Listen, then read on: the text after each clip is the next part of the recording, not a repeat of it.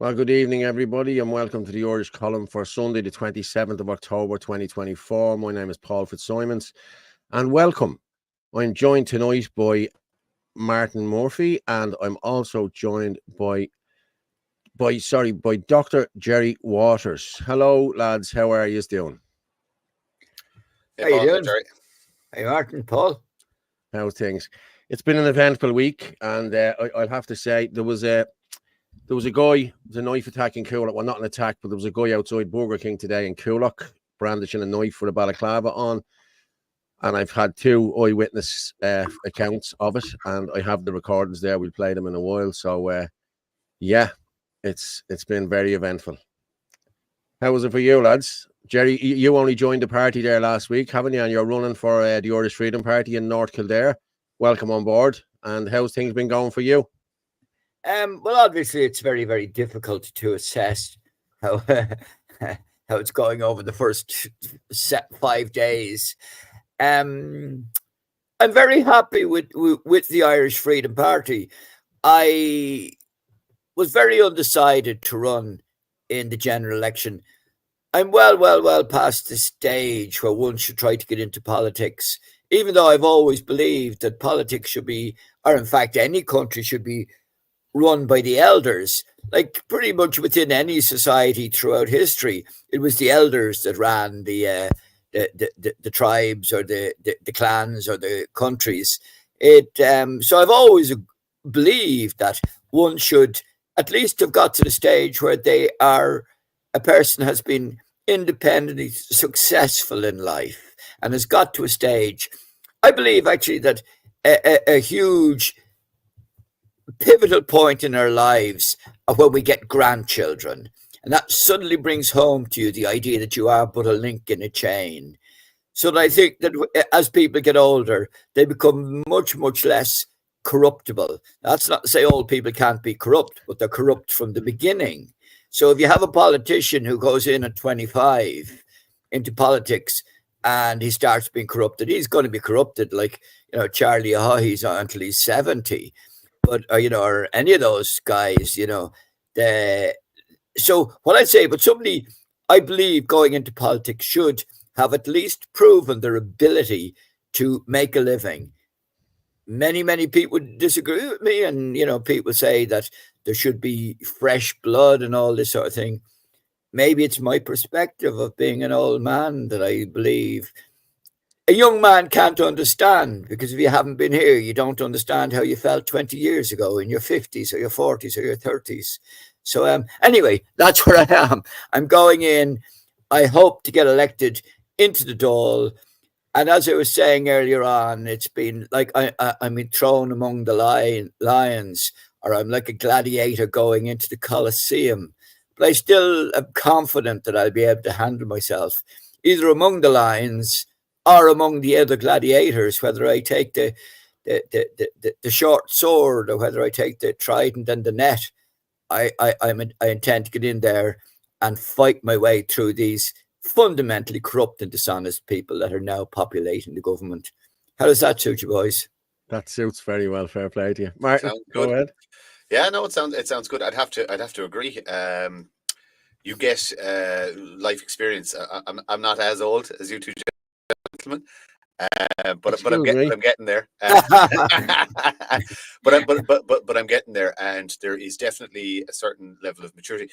I suppose the most important thing is most reasonable people become more aware and more conservative as they get older. And you make, the majority of us would make better decisions just through having lived experience. I started life quite young, so it was a case I was a parent very, very young. Like I've adult children, so it's those experiences you can form better you can make better decisions for, with experience. Like I have an issue with things like, ministers for children not actually having children. That's a massive deal. Like, you know what I mean? If you haven't lived the experience, you've no business. It's like, if you're the minister for health, you should have a background in some form of healthcare. You know what I mean? Like, you can't just stick anybody in. Like, if you minister for finance, you should have an economics background or a business background.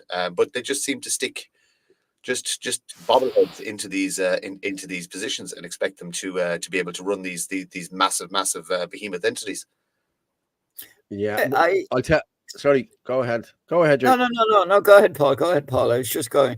I suppose what I was going to say, I don't think you necessarily would have to be a doctor or have experience in the running of the health, of the Department of Health is a kind of business, and it should be run kind of as a business with the ideas that you're providing a service. So I don't necessarily agree that you should be a doctor of that. However, I think it would sure as well help if you understand health and I think being a doctor would be a great advantage. But you would also have to have a good business head on you. It's a bit like Trump, like I don't know how you guys feel about Trump, but big Trumper. But a good businessman going into a business can probably run it, So, but at the same time, I suppose in economics is such a crazy area, and it's not really a science for that. I think you would need to have concepts of economics and accountancy and that to run the Department of Finance. I don't know. It's a very, very fraught area to know who should be in positions. Like, you have to be a teacher to be in the Department of Education. I don't know, But you definitely need to. We see the politicians are would say figureheads. The civil servants, the senior civil servants run the bloody country, from what I can see, or they pretend to run the country. But if you are the minister, you need to have enough of an understanding that you cannot be spoofed by your subordinates. That's right. Because a lot of spoofing goes on, and because if you get like Pappy Smarter, the civil service were just laughing to bits when Simon Harris was made Taoiseach. They were just thinking, Jesus, this is great, lads. This is the best thing that's ever happened to us, because these career politicians, like Simon Harris has no life. I have more experience, and I'm not a highly educated man than Simon Harris. I have more credentials than Simon Harris. Do you know what I mean? I have more life lived than Simon Harris. Yet this man has somehow found his way into the leadership of this country, and that's baffling. Hello, Anthony. How are you? Welcome on board there this evening. Sorry about that, guys. Internet issues again. How are you doing, Dr. Waters? Hi, Anthony. How are you? Good. Our thing went well the other night, our talk, didn't it? Did you think so? Well, I don't know. I always find it difficult to know how well an event goes, because, as I say, I often put my mouth in gear before my brain catches up. I often, I at public speaking and that, I end up saying things, and then when I hear them, I think, gee, that sounded pretty good. I hadn't realized I was saying something intelligent at that point in time.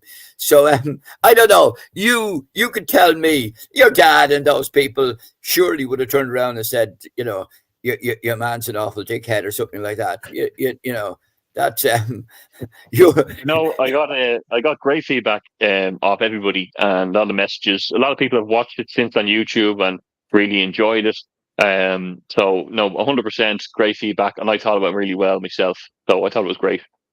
Yeah. Well, then I'll believe you, but I say I'm never quite sure. Partly because I'm kind of too honest, in a sense that I say it as I see it, and as I get older, I probably say it too honestly at times, and that's why we're just talking about Simon Harris going into the government and being appointed as a silly little kid, which is all even what is he in there 10 years? He's still a simple Simon as far as I'm concerned. Yeah. But could you imagine him going in against a 55 or 60-year-old civil servant who's been in the place for 30 years? Like, he wouldn't have a hope. I think I would. I think I'd have hope going in against a civil servant in any, doesn't matter what department it would be in. And I'm sure, again, we're talking about maturity and, the maturity that age brings with you, and the strength and the confidence, Sorry for taking over, Paul. You're grand. You're no problem. You walk away there. I see a comment there. They're still all talking about your Bentley in Castlereagh. There you go. Yeah. Well, I went into the local pub afterwards for one, because I thought it went really well, and there was a few people in there talking about the talk, and it was good, and there was a bit of a laugh about that, all right. But yeah, look, I thought it went really well. I thought it was very strong, and I'll be honest in saying that, So I was delighted with it, and I think it's a good launching to both of our campaigns. I know I can see a lot of work going on in the background there for yourself, a lot of interest and support being garnered. So it's great. Yeah, I'm fairly fortunate in that I've got a fair deal of name recognition, but with that name recognition comes a fairly positive impression of me in the sense that people see me as an honest, courageous doctor, primarily because for the last 3 years I've been fighting the Department of Health and the Medical Council. And for those who don't know, I was struck off, I was suspended from the medical register in March of 21 because I wouldn't administer the vaccine, and I wouldn't wear a mask, and I wouldn't social distance, and I wouldn't neglect my patients. I insisted on seeing all my patients. So I was taken before the Medical Council and the High Court and suspended with the loss of all income, and my clinic and my premises, the whole lot, had to sell them all out. But as for the Bentley, it's a classic Bentley.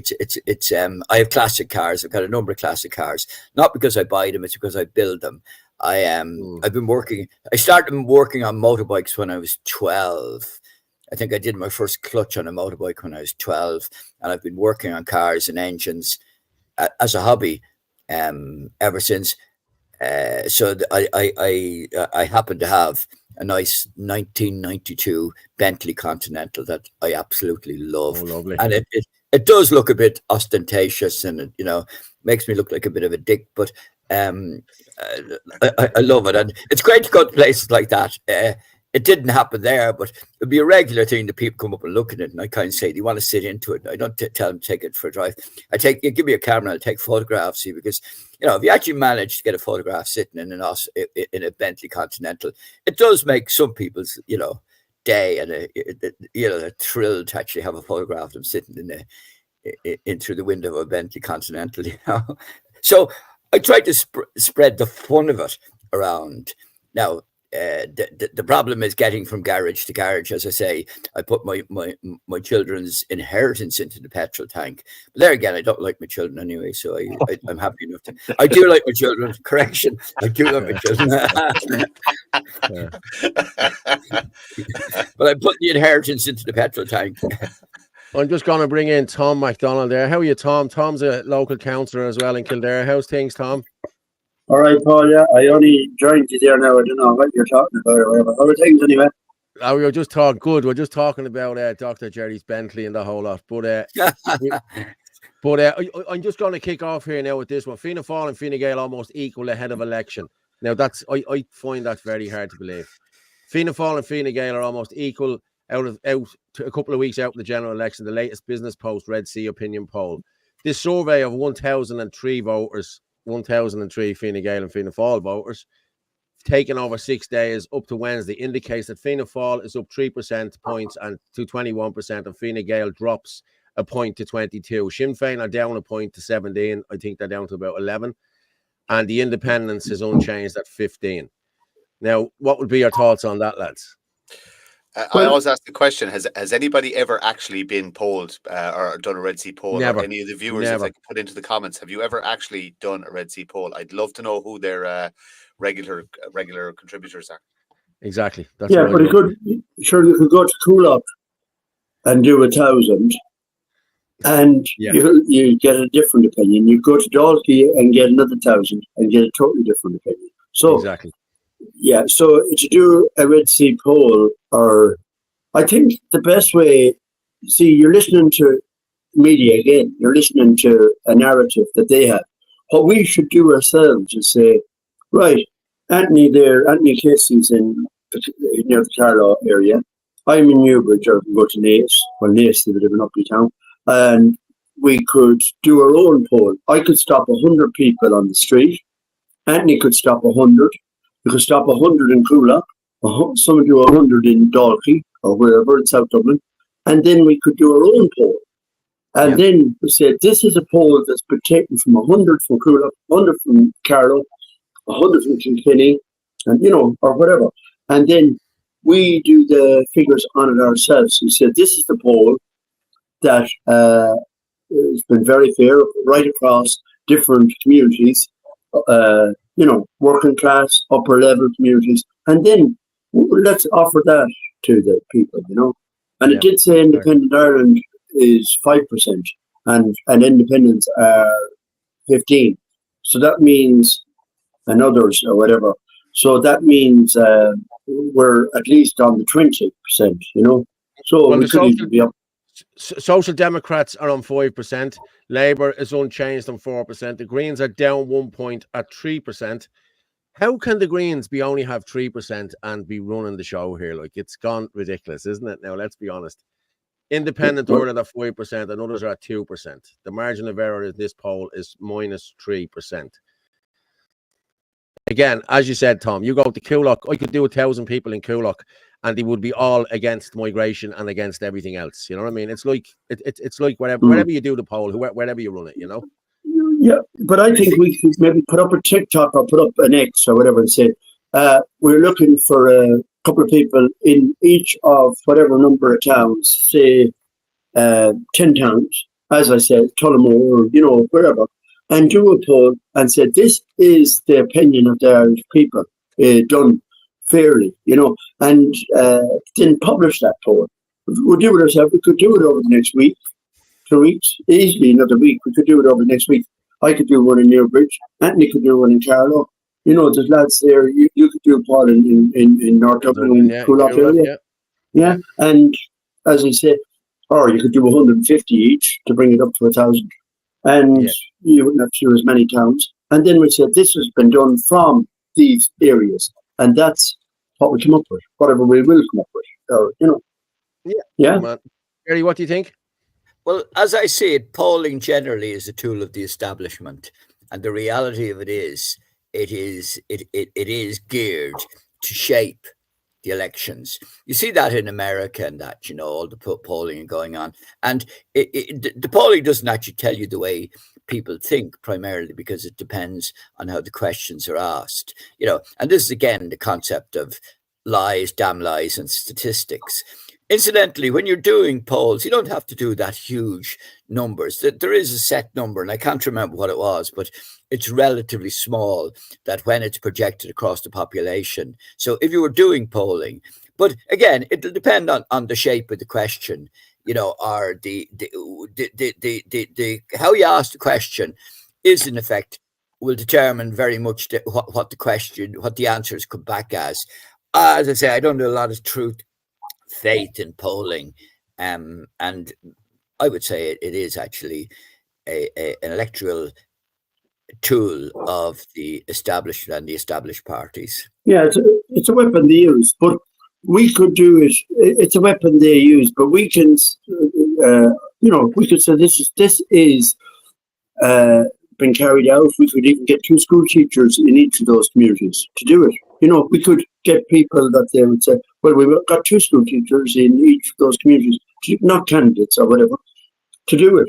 And see what they come up with. And we could copy the questions that they use, use the same criteria, but just use it in, do it in different things. But it's a strong weapon to use because people go with, it's like following Man United or you follow Liverpool or you follow whatever.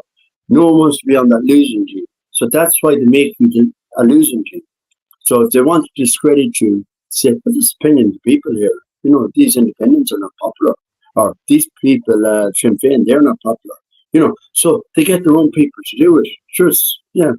But we could do it, we could counteract it very easy. As I say, get 2 people, like your doctor there, you can say we get a doctor in Celbridge and a school teacher there. They'll do the quick poll there, in you could do one in Selbridge, you know, and we could do it. And then we'd say this has been carried out with respectable, decent people, you know, they've carried out this point. And then publish that, and that would give us a bit of credit if it did come back, hopefully come back favourably to us or whatever, but I'm sure it would come back more favourably than those figures, you know. And what would you do if it didn't come back favourably? Well, just publish it and that's it. Yeah. So in effect, you'd be using the tool against yourself. No. It's like playing a football match. It's like playing a football match and saying, well, what if we lose 10-0? Would we play it on? You know, like that's a hypothetical question. You know, it's a hypothetical situation. Oh, well, before we lose 10-0, you know, get up there and fucking play the match and see what happens, you know. This is more than a football match. Yeah, what are you going to lose? Are you saying we're losing before you start? I wouldn't be concerned. I don't believe in hypothetical talk. Like, you know, I believe in just straight talk. Yeah, like if you did an independent poll, a genuinely independent poll, and it came back similar to the Red Sea poll, like 15% is not an insignificant number. Now there's a big mishmash of entities in that 15%. But the majority of us are aligned. That 15% is a very, very, very significant number. And I suppose once the general election is called, the most important thing to do is the people and the cohorts and the parties and the independents in that 15%. Tom and Anthony have already done some great work in kind of laying the foundations of this. We need to get our act together. We need to put all the silliness and past and all the nonsense behind and get 100% focused.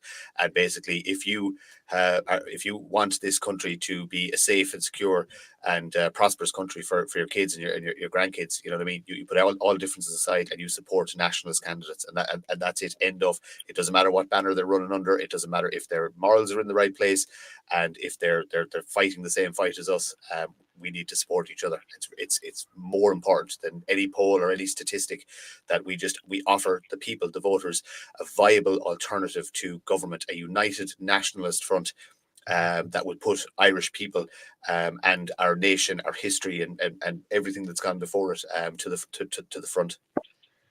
Yeah, me and Tom today, we did some good. You know, I just wanted to mention I was out with Tom today in Newbridge. The two of us were there handing out leaflets side by side. We grabbed a coffee and just talked about how our experiences have been in this, because we're both facing the same uphill battle. You're going against the machine, unfortunately, and Jerry's going out with it now, Dr. Waters, to face it. And look, Martin, you've been in that place too, and in the locals, and Paul, you're out there now as well, fighting the corner. You know, these polls, even if we did our own, you wouldn't reach the masses. You know, there's certain amounts of echo chambers within X and within the mainstream that it's hard to get. Like, until we get a few people in and we can kind of change that narrative a little bit, then we get to see what the real polls are closer to the next election, I believe. But for now, it's all up in the sky. You know, we've seen these polls be completely bogus in terms of what the fruits they bear eventually, you know. Yeah, I tell you, I'm going to just go. Speaking of voting, like we have Madeline and Suzanne who are doing the register to vote. They're doing great work. The women are now, I have to say. But Gavin Pepper ran a video yesterday, and it explains the voting and why we need to get out to vote. So I'm just going to run with this for a minute, and we'll come back and talk to her. Councillor Gavin Pepper here, and I'm out canvassing here in Ballymun, and the feedback at the doors are amazing. Everybody is sick of the immigration. They're sick of the communities being left behind. It's time to look after our own people. But I'll tell you what, I've noticed a lot of people in this area and in Finglas are not registered to vote. This is what the government and the bogus left opposition want. They don't want working class people to be registered to vote. That way they keep getting back into power. It takes 5 minutes to register. You go on to check the register, enter your address and your PBS number, and Bob's your uncle, you're done. The problem is, it should be automatic. When you were born here as an Irish citizen and you grow up, when you're 18 you should automatically be in the system to vote. Your voting card should come out, but it's not. And the reason why is because people in working class areas, they expect us never to vote. And that's why it keeps going on the way it is. The rich people always vote, and that's why their areas are beautiful, with the beautiful parks and the beautiful playgrounds. It's because they vote, so the politicians go and look after them communities, while their ones get left behind. So in this general election, let's take it to them. Stick it to the man. Make sure you're registered to vote. We're on top of them right now. Remember, don't think you can't win. These people tried to take mother out of the Constitution. They lost. Don't forget that. We can win. We proved in the local that when all odds were against us, said we wouldn't get elected. We won. So in the general election, register to vote and let's vote these chancellors out. There you go, Tom. You were one of them that won, as well as Gavin, and so did Malachy and Patrick and Glenn. So, yeah, people need to get registered to vote, don't they? Especially in working class areas. Yeah, definitely. We need to, what he said there is very good, because in working class areas, people don't. Actually, my vote won't make any difference anyway, because they'll never change, things never change. Right? That's what they say. And where people in middle class or upper class, they know they vote very important, and they make sure they vote. Because they want what, they get what they vote for. They get the people that they vote for. Where in the working class, they want change, but they won't register to vote. Yeah, it's very true. Very true. It's an illness that's in there. People just. Me and Tom spoke of this earlier on. I was putting up my notice for me and Dr. Waters' public meeting on Thursday and Wednesday around Castledarmouth and Athy. And someone said to me, look, I respect what you're doing and all that, but it's not going to be won by politics. I said, well, look, that's what they want you to think. They want people to think that so that you don't go to the polls. So if there's a slither of hope in this, get to the polls and do your piece, and let the chips fall where they may. And that's the big message for a lot of people who are talking about deregistering and look, the system's rigged, I'm not participating in it. They love you saying that, that's, you're a man of the government, because we cannot replace them unless you get out and vote. Yeah. And another strong point, a campaign, do your TikToks or whatever, social media, to tell people to get out and vote. We need change. And the only one that can change is by you voting and getting registered to vote and get out there and vote, because it's very important. But another thing you need to do is, I noticed since I'm in the council, because I'm green, and Greenhorn, all this stuff, it's all gone on me by what's happening.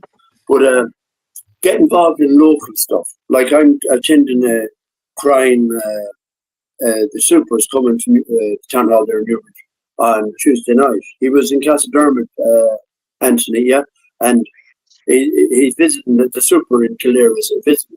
And you need to be involved in that. People need to see you're not just talking about immigration, or you're not just talking about poverty, you're not just talking that you're not just a one-trick pony.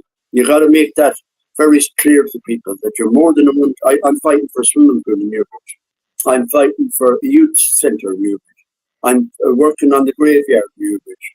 I'm very active. I have a food bank going in Newbridge. I had the food bank going. It was costing myself and Christopher McCormick that ran with me. It was costing us 90 quid a week. And Lucy come down from Dublin. She was going to Peter and a few. With some great help, and there was lovely people involved in that. But it was very demanding on our pockets. Yeah, we didn't mind. It was a good cause, and I never regret any money I spent on it. It cost me 2.5, 3 grand. But I enjoyed it because we was given, and I can really afford to give my money away because I don't have a lot of money. But I enjoyed it. You get good feelings from it when you good vibration. But people like to see, you're not a one-trick pony. You're like, oh, he's playing the race card here. This is what he's all about. He's talking about, even though none of us are racist. I've been at all the rallies, been everywhere. I've ever heard anyone talking racist crap. I don't think I've ever met one really. But anyway, that's what you need, that we're painted by RT as racist, that we make sure that we're more than just one. It's not about immigration only. It's about the swimming pool in the town. It's about the crime. Crime has gone through the roof in all towns. It's about COVID. It's about the vax deaths. It's about the vax injuries. It's about, it's about housing. It's, a lot of, like I see Gavin there, covers a lot of good things. But make sure that you're very much, any candidate, make sure that you're very much involved in the community. that you're on everything. People need to know what you're doing, what you're about, and then they'll trust you to say, this lad he's for our good, because he's working on everything. You know, he's not just working on immigration. You know, okay. Yeah. So it's just a pointer for everyone that's running. You know. Yeah. Anthony there. Yeah, look, look. Of course, we need to be. Tom's dead right, and Tom knows he's in the centre. He's an elected councillor. He's doing great work there. So you know, and to Martin's point, also the unified front. Look, we're the target, and I think Simon Harris is pushing this off so he can push out as much propaganda pieces as he can, because he knows that the ground is a bit shaky where he stands. But I think it's going to have to be called now. I think it's going to be within 5 weeks. I think they're going to announce that on the 5th of November. And we're going to have 4 weeks to go at it, or 3.5 weeks, whatever it'll land. And we have to get on the ball, and we have to look. Like, I won't lie, 1 or 2 people gave me back my leaflet today, and kind of, don't worry. Oh yeah, I know what you're about, or I know about, and I didn't rise to it. I said, yeah, okay, but you'd love to pull them people aside and say, your vote is ruining the country. And look at the state we're in. We have a 20-year crime record high rate in Kildare. Houses are 40% more expensive in the last 5 years since 2019 in Kildare. You have to look at the statistics, the honest statistics, because people can argue their opinion till the cows come home. And they have this romantic fantasy of these being the parties of old that their grandfathers voted for. But this is nostalgia that's not true. It's self-evident by statistics. And you fight arguments with statistics. People cannot. You say, sorry, you give me your opinion, or do you want to have an actual conversation about this? Yeah. At the end of the day, if you deliver it that way, you can't lose, because people get frustrated and they walk away. But it plants the seed at least. So yeah, turn up, speak well, speak facts, speak statistics. They can't be argued with. Yeah, I had a guy today who I grew up with. Okay, I'm standing in Donaghmede Shopping Centre because it was pissing raining. I wasn't going canvassing today. I thought, I'm not getting drowned, I'll be dying for the week. So I was at Donaghmede Shopping Centre, and he walked out, and I said, Lamo, will you take one? No, don't want them. He said, Irish Freedom Party. He said, far right. He said, no. And he gave me a bit of stick, you know what I mean? I said, Lamo, there's no need for that. So we walked away, and he came back about 2 minutes later, and he said, Paul, my missus is telling me to come back and apologise. He said that I was a bit abrupt with you, I said, listen, mate, I said, I have a thick neck. I said, I don't mind. He said, well, I don't like your man Herman, he said, on the leaflet. I said, that's not Herman on the leaflet. I said, that's me on the leaflet. He said, oh, you're running? I said, I am, yeah. And he said, I didn't even see your name on it. He said, so give us one of them. And anyway, so we took one with him. And anyway, I know he's not going to vote for me, but he still took the leaflet and said he'd have a read of it. So I had a couple. You always know the Fianna Gaelers and the Fianna Fallers. They don't even recognise you. They just look as though you're shit on their shoe. You know what I mean? That's the way they are. And it's like the hand up and walk away, lads. I couldn't give 2 fiddlers, like, you know what I mean? I'd be much more concerned that somebody's mistaken you for Herman. Well, I had the blue suit on, you know the way you used to call it. Have you got one too? Have you got one too? No, mine is nicer than Herman. Yeah. But yeah, listen, it went very well. I've been out now Wednesday, Friday, and Saturday, and it's going brilliant now. But I have to say, I got a couple of, again, an old man yesterday in his 80s would say, "Oh, you're that far right party. Yeah, you don't like the immigrants." And I said, mate, there's no problem with immigrants. I said, once they come in here legally, I said, and they do a bit of work. I said, at the end of the day, I said, the illegal migrants coming in here, I said, 380 people can come through this country. You know what I mean? It's not just illegal immigrants. Like, you know what I mean? We need to get a handle on the ones that can come in legally as well. You know what I mean? So, but he just wasn't having it. Again, I don't like that Herman fella. He's a fucker, and all right, fair enough. Walk away. So I just let them off, But I'm going to just go with just another video here from yesterday. And listen, this was amazing. And I'm raging I couldn't go into it. The Jesus rally, did you see it? The peace rally yesterday. Oh my God, I'm just going to play this here now for a second. I heard about 7,000 or 8,000. I heard 7,000 or 8,000. It was phenomenal. It was, and they were all singing, they were all dancing. It was, and they actually had interesting. We know it's interesting. They marched to the Dáil, and that'll just show you what they think of the people in the Dáil. Yeah, yeah. They marched right up, and the people were they were only about 100 feet from the Dáil. and he put the stage up. But all back down that road was full. They were going around the corner back into what you call it. I'm just going to play this for a minute.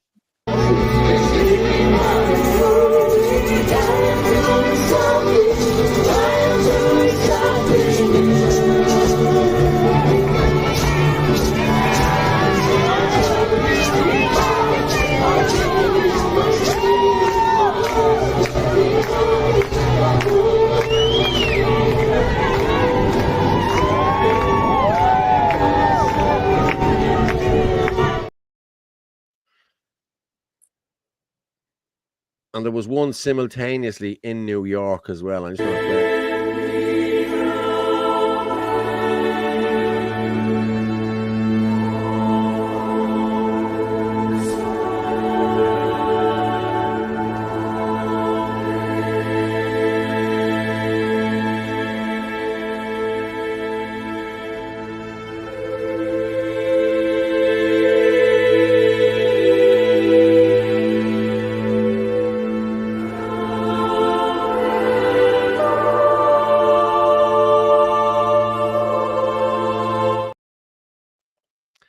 Now, they were the New York Catholics, but Jesus, it's great to see it coming back now, I have to say, because they're trying to push.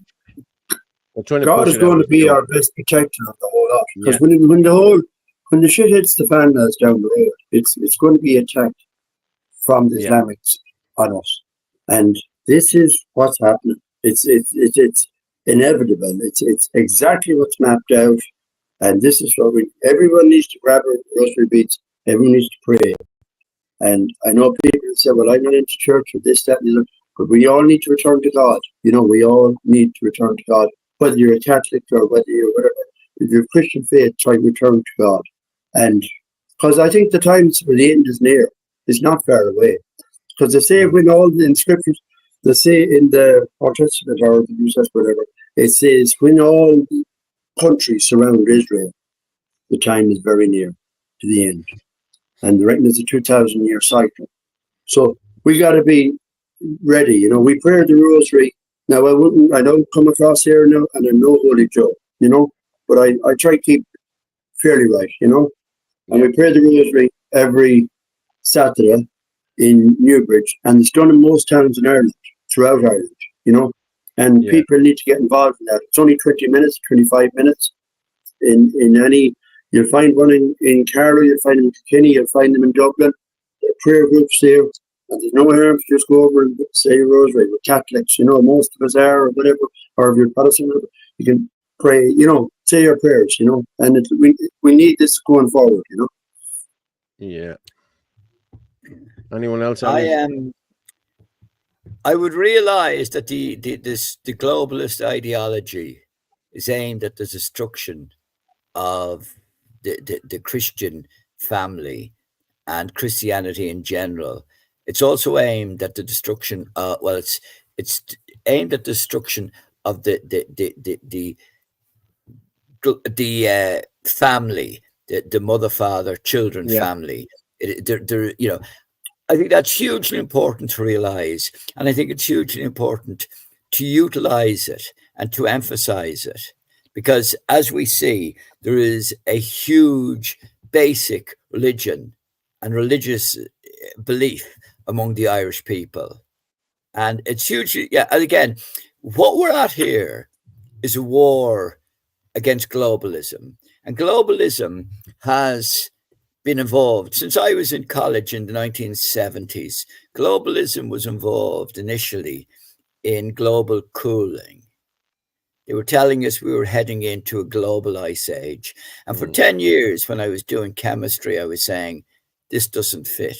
And then they turned it in 79, 80, with Michael Mann and his hockey stick. Some of you may remember. He went over to global warming, and they were claiming carbon dioxide were doing it.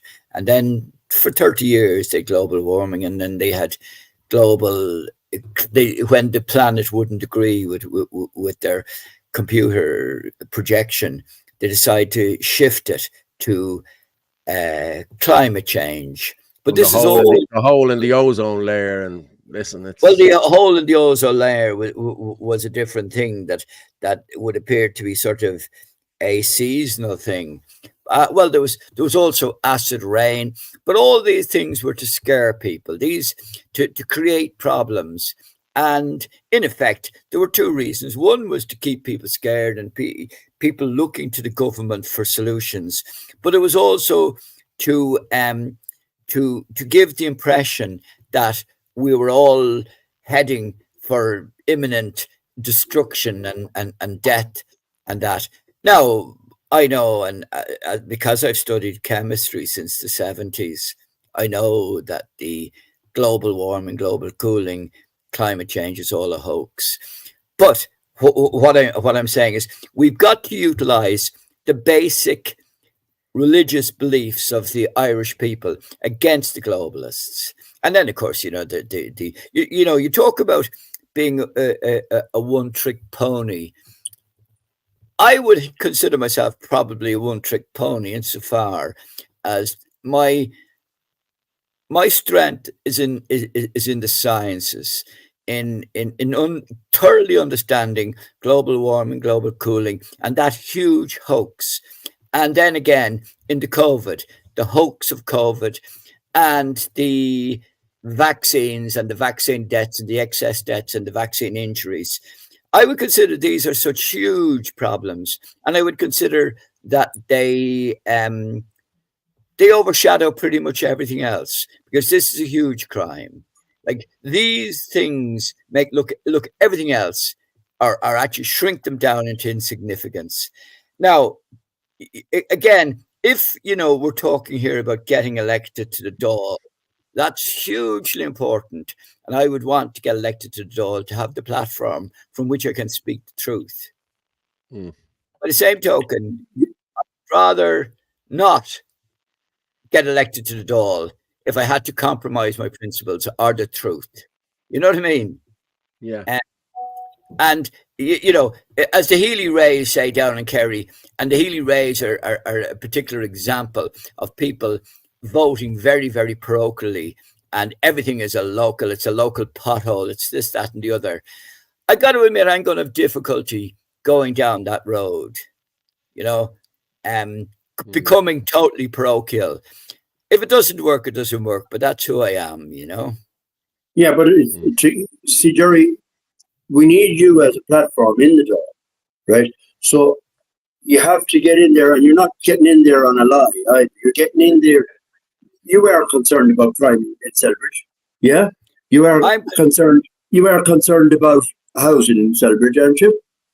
I'm concerned about everything. Yes, of course. Yeah. Everything. So you're not getting in. You're not getting in on a lie, and you'll have your platform then to talk about climate change, talk about COVID, talk about all that when you're in there. But to enable yourself. But that's what I'm here for. I'm here to listen and learn. I'm here to listen and learn from you guys, because yes, I realize that I have to have a parochial element to my argument. But I do. I'm genuinely concerned with the local events and what's going on, and the immigration and bringing in masses of young, men into Ireland. And yes, I absolutely, totally on board with that. By the same token, I do have my strong points, and my strong points is because of the fact that I'm dyslexic, and I've had to learn science differently from most people. So much so that 50 something years later, I still remember the basics of science, which was a disadvantage, when I had to do it that way. But it's a huge advantage now, because I still now understand the basics on which the whole system it pivots. And it's just that it kind of puts me in a strange situation that here I am, after being a doctor for 47 years, I'm setting off on a new career that, in all honesty, I don't want. I don't want to be in among politicians who generally I don't like as a group. and I'm I'm going to do everything I possibly can to get in among them, and if I can, wreak havoc. Yeah, but that's what makes you the best candidate. It's those that don't want to be doing this. They're the people we need representing the country. The cloak of responsibility or power, whatever you want to call it, it gets cast on people's shoulders. If somebody's going out buying it or taking it or wants to wear the cloak because they look good in it, they're the wrong people to lead the country. The people we need leading this country are the people who don't want to be there. They want to. I agree. They're essentially being forced to do it because, look, some people have to stand up. You know what I mean? There's always a few great people that stand up in times of crisis. I'm sitting here with 4 of them. But like I said, I'm delighted when I hear candidates saying, I don't want to be doing this. I don't want to be in politics. I don't want to speak to, the other politicians that are up there, the sycophants and the liars and the chancers and the spoofers. But you are the people the country need. Yeah, none of us want to be in. I'd say if we all went back 4 years before the COVID, none of us would want to be in this role. Nobody would agree with this shit. And I would, like, you go down to town, everyone knows, oh, here's the far right lad. Oh, you get another couple of lads and they'll say, oh, well, whatever. Like, chatting there, you hear the fella saying, you're an arsehole or whatever. You're a top flag. He says to me, I'm not riding me. And I was going to ask him whatever to get his opinion. But he was cowardly. He ran away, But none of us want to be in this situation, but we have to be in this situation. We have to show leadership. It's a responsible time in our life. We never knew this COVID shit was going to come. We never knew all this. This was hit. A lot of this was, we were asleep to an awful lot of it. I know, Jerry, you probably were more awake to all the climate stuff and all that, but I always thought that was a game anyway. But we were getting on with our lives, and then we were forced into this situation. And then when we woke up and then we found out, I got involved with it here in the States, whatever, when they started to want to put in 39 marginal units in our ship for Ukrainians. And I had the junior minister, I hadn't fucking clue what was going on. And I was going to the dogs one night and there was a meeting organised on the basketball court in the state. And Noreen Shea was running or whatever, and they were all at her, all the politicians. And I just said, you need to form a committee and whatever. And then I got involved in, we fought the thing. We're the only one in Ireland to succeed in not letting the marginal units into it. So we had to fight them, as I say, with the glove. Like, we didn't have to put on, we just boxed clever. We fought them on different issues with, there's not enough schools, not enough doctors, sewage in the state, rainwater can't be dealt with, all this stuff. And we won it. And then I got more awake. And now I'm at a stage where I can't stop. I have to fulfill what I set out to, what I didn't set out to in the first place, but I'm put on this road, and now there's no turning back. I'm too awake now to turn back. And it's there that we have to fight all the way. And as I was saying on another platform, what we need to do, learn it, people, like yourself, Jerry, or whatever, Anthony, or any lads, or whoever, or people you know, that we get people to take on the Constitution, to go back to the 37 Constitution. This is where all this shit happened.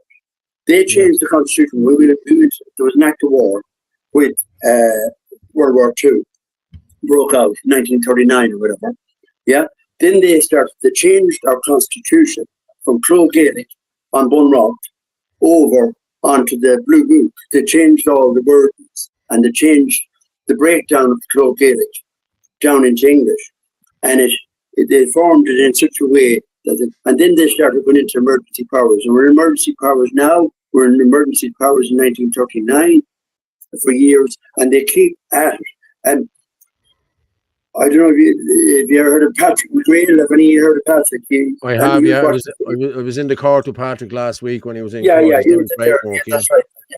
No, he was brilliant. And he fought, he's a layman. He just learned the law, and he knows how to use the law to his effect. And there's other people around the country.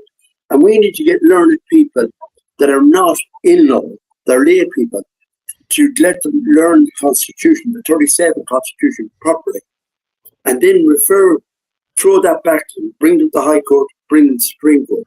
Yeah, and then the amount of you're holding so accountable then. See, they don't want that. They don't want that. There were a lot of people going around 8,000, 5,000 with flags, and I'm one of them with the flags. But when we start, we get into that position. If any of us get into that position in the door, and we start going back to 37 on Bunlock Constitution, and start using that against them, that will frighten the shit out of these fellas.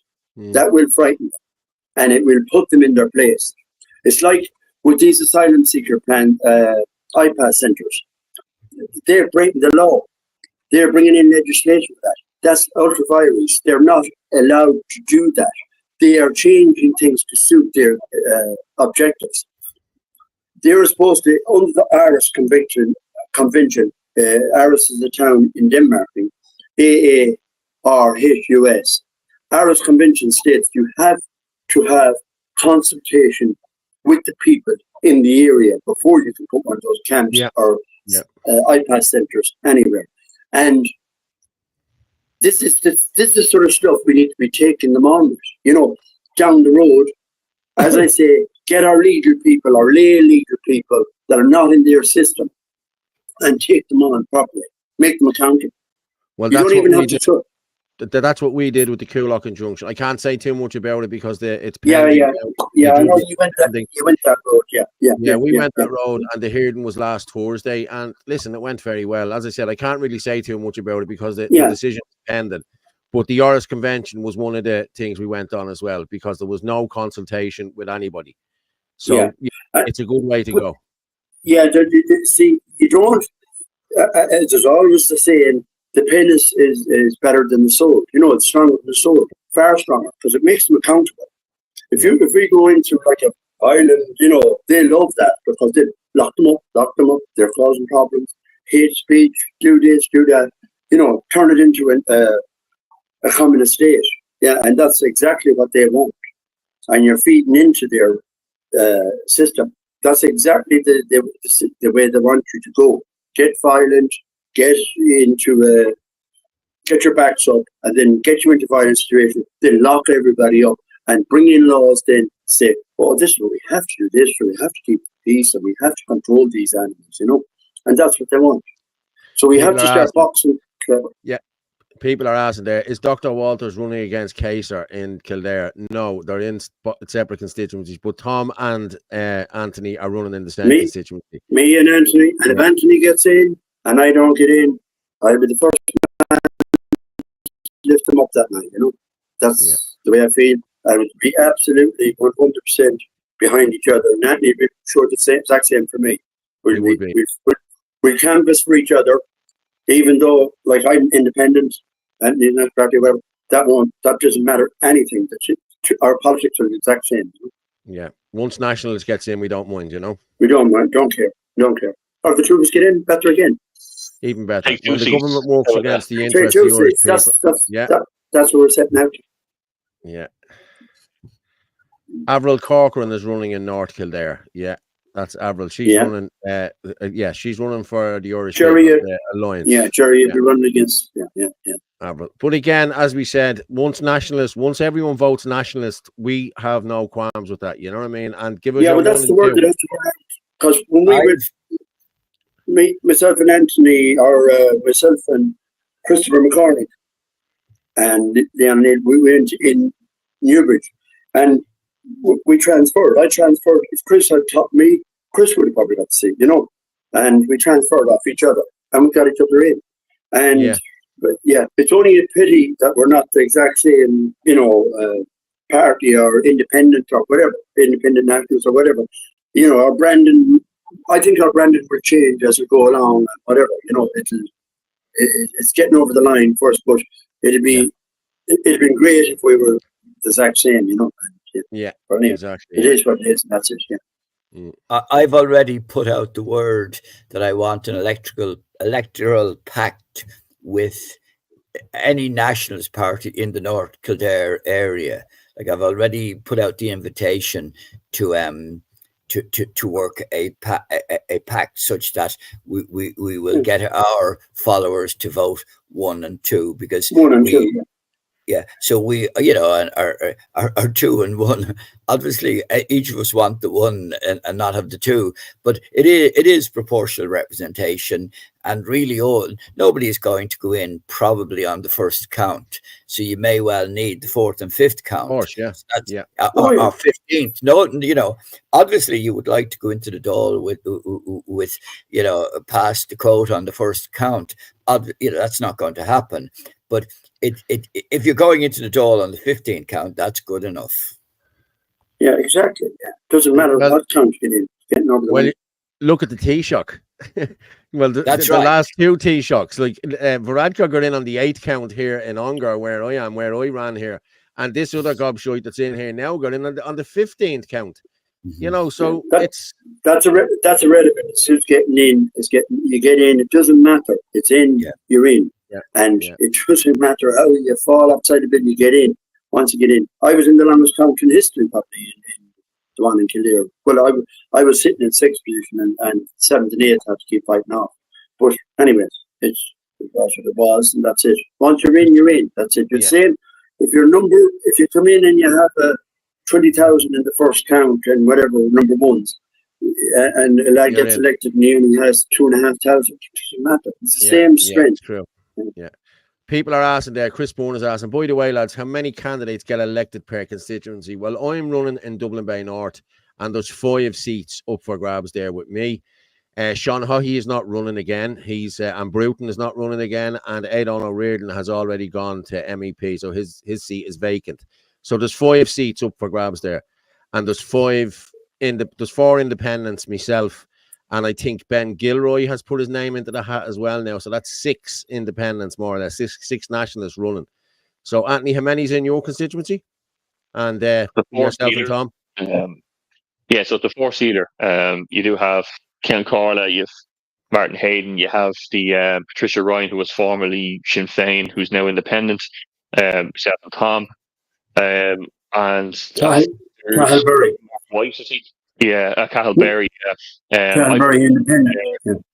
I put up about who is the TD and who voted in the recent hate speech bill, so people can check that out on X, because you really need to look at what your currently elected TDs are doing. Mick Brazel, the Irish Git, put out a video there yesterday, I think it was, about I have it there. Fianna Fáil and Fine Gael. Yeah, do you want to play it then, and we can talk about it? Play it, we'll talk about it. The point is that these people are shying away from the doors, and it's up to the people in the comments here as well, and the few thousand people who will watch this over the next few days, to if they've already decided to choose a nationalist candidate, to share that information of why they're doing that to their friends and family. It's not a taboo subject anymore. Believe me, people are coming up to me in the marketplaces, and they're much more in line with. There's a hunger out there now, so I think that once the conversation starts between people, you'll be very surprised at how many people are supporting a change. But fire away, Paul. Right, well, I'll just say as well, I've been knocking on doors, and people have been telling me nobody is knocking on doors. Only, I tell you, one guy, Michael Burke, was in the same. He's running it in Dublin 15, in Dublin Bay North with me.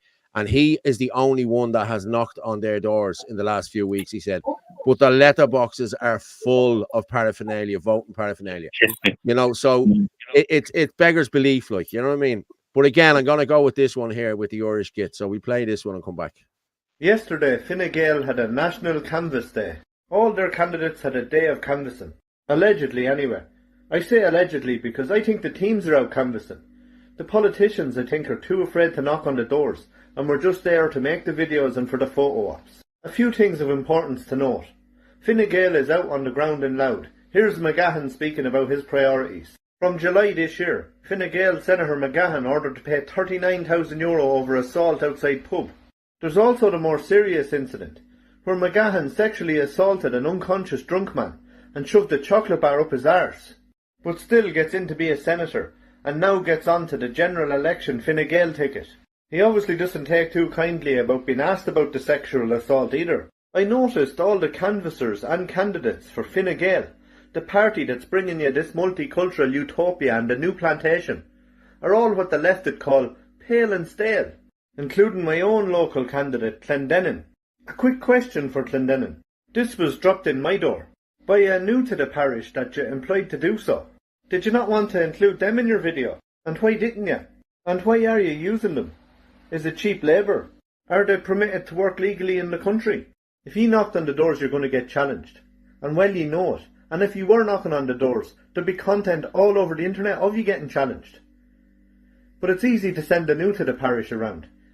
Because firstly, they don't give a SH1T about Fine Gael, or even know who ye are. And if someone was to challenge them, well, that's perfect win-win for ye too, because you'd just go to your usual dog whistle, racism. Answers on a Twix bar, please. Oh, and when you're at it, you and the rest of the candidates in Fine Gael are happy to run and work side by side with a man who sexually assaulted an unconscious drunk man with a chocolate bar, and yet ye claim to be the party of law and order. Why? Oh, and Clendenin, remember when you were brave enough to knock on the doors, and you and your brother knocked on my door during the local elections? That car crash interaction of yours, where you were challenged and you told me to move to Ukraine. It'd be a pity if someone videoed that now, wouldn't it?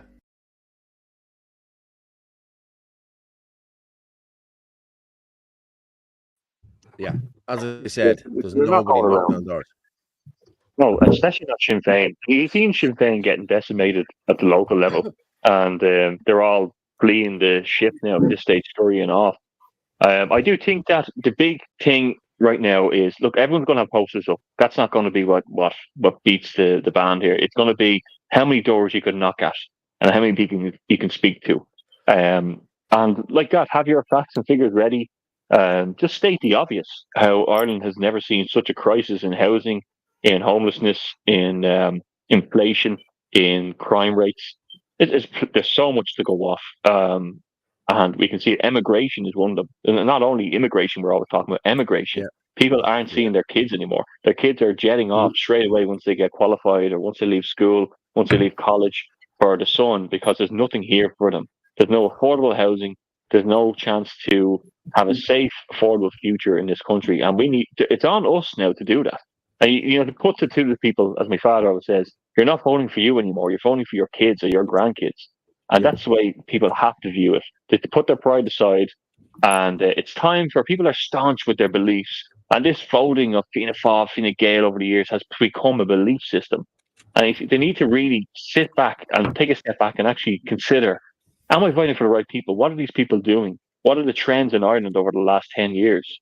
And go from there. Yeah. My constituency, North Kildare, we've got Catherine Murphy stepping down, and Bernard Durkin is he's 84. I don't know whether he's running again. I don't think he's declared. Maybe somebody knows that or not. But yeah, he's two nephews anyway. Yeah. Pardon? I'm in the council with two of his nephews. They're Fine Gael, and they'll fill his spot very quick. They will endeavour to fill his spot very quick. Yeah, because he's two nephews in the council in Kildare. So if he does step down, he'll campus forward in and run them. Isn't that a terrible concept that we've got royalty in Irish politics? That we've got people who are going in on the basis of their relative, like that to me is positively nauseating. That that they're going in on a name, and the acceptance of that, I feel is. I think that's one thing we should do if we do get to change things. That we, that you're no longer that, it's a hand-me-down job. There's the right of succession. The right of succession. It's shocking. It's shocking. That's a terrible reflection on Irish politics. Well, it's a reflection on the Irish people that they will go and vote for a nephew or a son or a daughter on the basis that it's ridiculous. But again, and then we've got this one Cronin, who when I was suspended from the medical council, brought me up in the Dáil as a disgrace. I have yet to face her. I've had a couple of run-ins with Durkin, and he knows me well from being a doctor and running parallel with him, I think he would not want to cross swords with me, and Cronin would definitely not want to cross swords with me when it comes to it. I'm just looking there. AJ Jordan posted there. Knocking on doors will be the key to success in this election, and yes, it will be. AJ, you're right. Yeah, I totally agree. So what I'm doing, I'm in the process of getting as big a crew together as I possibly can to actually go out and knock on doors, and we would hope. I'm having a sort of a meeting next Wednesday in the Castletown Inn in Selbridge, where we bring together our our officers, hopefully, to start rounding up the troops, because I'd like to be able to bring together a big crew and going into the areas and kind of saturate an area. Or there again, there may be 5 people at the meeting, I don't know. But if I can manage to bring together people on Wednesday night at 7 or 8. Yeah, if you have 5 people at the meeting, you'll be doing well. And if you have 25, you'll be fucking brilliant, you know. So, yeah, because if you can get a team together, 5 and bigger, 5 good people, and if you get, as I say, if you can get 25, brilliant. And that's exactly the way to go, you know. And that's an appeal. That's an appeal I'd have to everyone that's listening in tonight, or listening in during the week, whenever you see this, that help your local nationalist candidate. He needs help. She needs help. They need help in every way. And if someone can knock on the door, if it's only 50 doors, it's a help, and it's a big help. That could be 100. That could turn into 100 votes to win, you know. And yeah, because I seen in the election in Kildare, they had 4 vote-offs over the difference of 1 vote, 2 votes. Antu was up 1, down 1. Sinn Féin were up 1, you know, it went like that. So those 50 doors to knock on is brilliant. And anyone that's listening there, help your nationalist candidate. But whatever party national is, nationalist or independent, help him or help her, because she needs it and he needs it. And that's massive. Well said. I heard some interesting there, Paul, just on the doors. I was listening to, I think his name is Minx. He's canvassing for Derek Bly down in Cork. And he said there does seem to be a sweet spot for how many people you have out there. Because if you're going along with these people and you want to hit as many doors as you can, they do say that there is, you know, that kind of sweet spot where they reckon 15 people was a good number. Because after 20, and obviously they had the supports, and they said, sure, sometimes 4 people turned up. But it seems to get messy, and it seems to be very hard, and there's, you know, the candidates running everywhere. But anything from 5 to 15, I think, seems to be a good number. If you had 5 and yourself, sure, you'd be doing 6 doors at a time. You'd fly through it. You know, we all know what it's like at the locals going out by yourself. Like I went out by myself for I only got the canvas for 4 days, but hit as many as I could. And in fairness to Orla, she came out one of the days, and had a friend who came out for a few hours. But you know, I'm lucky enough to have a come on this time round. And I get my leaflets on Tuesday, get my high vis vests on Wednesday, so I'll be hitting doors on Wednesday if anyone wants to tie in with me.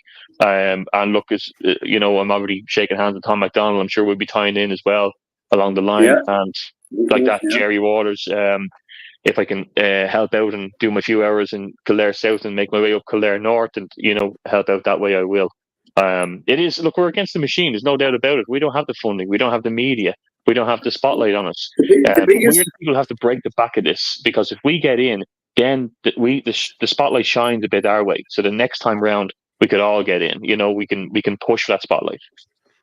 Yeah, the biggest strength is working together. You know, anyone that's out there listening in, just help. We need help. It's only 3 weeks, 2 hours here, an hour there, 3 hours, whatever. It's massive. It's really.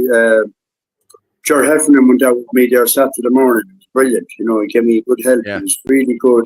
And it's camaraderie. It's teamwork. You know, it's everything. It's this is what it's about. And this is how we have to work as a team. Don't give a damn. As long as we have the same politics, we work together in every way we can for each other to get our people over the line. And that's it. Whoever gets over. And anyone listening in, just please help your local nationalist candidate. Okay, lads, I'm gonna I'm gonna tell you now. I have loads. I have 2 interviews that I did with 2 girls that were involved in a knife attack in Coolock. So if yourself and Jerry want to head off there, you can. If you want to stay on there, you can. It's up to yourselves. But one is 10 minutes, one is 6 minutes. But if you want to head off, can you just let people know what the story is, which is there, where you're running, what you're doing before you head off, if you want. And if you want to stay on, you're more than welcome. So it's up to yourselves. Who are you talking to me and George? Both of you, yeah. But you and Jerry. Yeah. Sorry, you and Jerry. Okay, okay. We're listening. So, you're listening. Okay. I was as I was saying to you earlier on, Paul, or yesterday, that I do an international Zoom with doctors from all over the world tonight, and I was on it earlier, and I want to pop on to get this sort of end of the discussions. It's quite international. We can have all sorts of people on it, from all over the world. So it's always worth listening to keep up to speed of what's going on, because when you're at the cutting edge of this, you kind of have to know what you're talking about. And, you particularly you're talking about sort of interventions for the vaccine injured and that, so I'd like to pop on to that. So I will take the opportunity to leave you all, and thank you all. And it's going to be an interesting journey for me anyway. And if I get in there with some of you, hopefully we will form a coalition and we will kick some ass in there. Fair play to Jerry. Thank you very much. Thanks for coming on. Well done. Okay, thanks everyone. Yeah, it was lovely. Cheers, Jerry. Thanks for getting in there. And, thanks very much for getting in there. Yeah, and as I say, anyone there willing to help me in Newbridge, please join me or make contact. And thanks again, lads. Cheers. Yeah. Thanks for today, Tom. Good talking to you. Yeah. Good talking to you, Tom. Yeah. Thanks very much. You're welcome on any time, Tom. Anytime you're welcome. Thanks very much, lad. Yeah. Thanks. Cheers. Thanks. Cheers. Bye. I'm going to bring Orla in there for a minute. How are you, Orla? How's things? Well, lads, how are you? Good.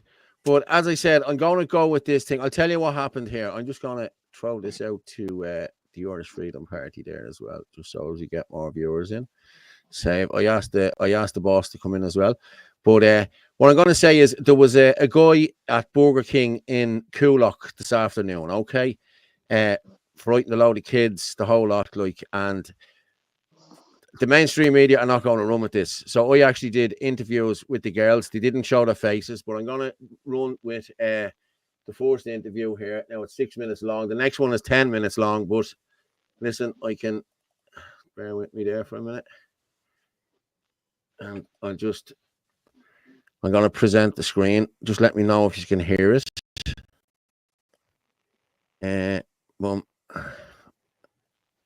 Just let me know if you can hear this, okay? Yeah, well, there was a knife attack in... Can you hear this? An attack. There was a guy outside Burger King today with a knife, and there's nothing on the media. So I have an eyewitness here that's going to talk to me here now. Sinead, how are you? Grand. Well, I'm all right now. The kids are doing grand, though. Very traumatised, were you? It was traumatising. I was terrified. Me, 7-year-old, is still traumatised. She still has blotches. She took course now crying because he was clearly waving the knife trying to get into Burger King. Can you tell us exactly what time did that happen at? Around 3:30, was it? Yeah, it was around 3:25 when it started. Okay, and what happened exactly? I was actually... what happened? We went into Burger King, and you know where the drive-through is, and it's them kind of bucket seats. The kids can sit on the ledge and that. Yeah. And this man came down, and I said to Judah Half, I said, God, he looks very strange. He was what made me notice him, he tripped over the bush kind of, and I said, God, he looks strange because he had on a hat and a balaclava and that. And he went over to the door, and with that I says, I'm going out for a smoke, and I got up off the seat, and my partner says, oh God, be careful of him, look, he's gone back outside. And with that, a man over the other side that could see straight out the door, he was there with, I'd say it was his wife and around 3 or 4 little kids. They were only around 3, and he said, quick, he has a knife. And everyone kind of looked, they were a bit stunned, and he started running. He was like, quick, he has a knife. And him and another man ran, and they were holding the doors. And within seconds, the place, yeah, because you come in one door, and it's kind of like a little porch that you're in, and then you have to come through the other doors. So they were holding, while the staff were they were running, the staff were brilliant, they were running with the keys, and the men were holding the door closed, and he was just waving the knife. So the staff locked the second door, well, the first door out, and he was in the hall, and he was still waving it and waving it and waving it. And everybody was hysterical, like the kids were in uproar. My little one was jumping up and down on the seat, screaming. She was pure white. The other kids were running around circles. And with that, he walked outside Burger King, kind of went to the side. As you know, it's all glass down there. Yeah. And there was two men, and they were like, let me out, let me out. They wanted to try and get a wheel brace or something out the car to try and pin him down and hold him down. Because he was just walking around the car park. They got into the porch. Yeah, he was waving the knife. He was waving the knife in broad daylight, like he didn't give a shit. Now, was it a big knife? You know, was it a big knife? It was big enough that you could see it. Yeah, loads of people seen it. My partner and that seen it. I didn't see it from where I was sitting. I was trying to hold the kids back. Yeah. My partner seen the knife, and another girl seen the knife, and obviously the people holding the door seen it, and he was just clearly waving it. Then he walked around to the side of it. He was still waving it. But a panic button must have been hit because they closed the plex. The security in the car park were trying to get him as well. They were after him. And he was just walking around, and then he was pulling at cars. That's what my partner's saying, because you could see through the glass, like they were seeing where he was going. And in all this time, they wouldn't let us outside. Even when he went out to Fargate, they said that he left the car park and went out to Fargate. And they wouldn't let us out for long. How long were you kept in Burger? How long did you stay in Burger King for before you went? I'd say that it was a good 10, 12 minutes before we got out. And the guards hadn't arrived at that stage? No, and even when I got into the car, and you know yourself to drive out there, and then there's traffic lights and all, and there still wasn't a guard car to be seen. There was no guards. The only security that I seen was off the car park of the whole UCI, like. Is that the guy in the hut? Is that him? Is that that's the hut, isn't it? Yeah. Yeah. Well, now, I went in, Sinead, I went in and I spoke to the manager there at, I'd say, about 6:30. And she told me, she was a bit apprehensive to talk to me, but she told me that the guards were there within 5 minutes of her ringing the guards. So that's not true, is it not? That is the biggest lie I ever heard. That I can swear down now on my kid's life as I'm sitting here tonight. The guards were not there, because everybody was saying, where's the guards? Where's the guards?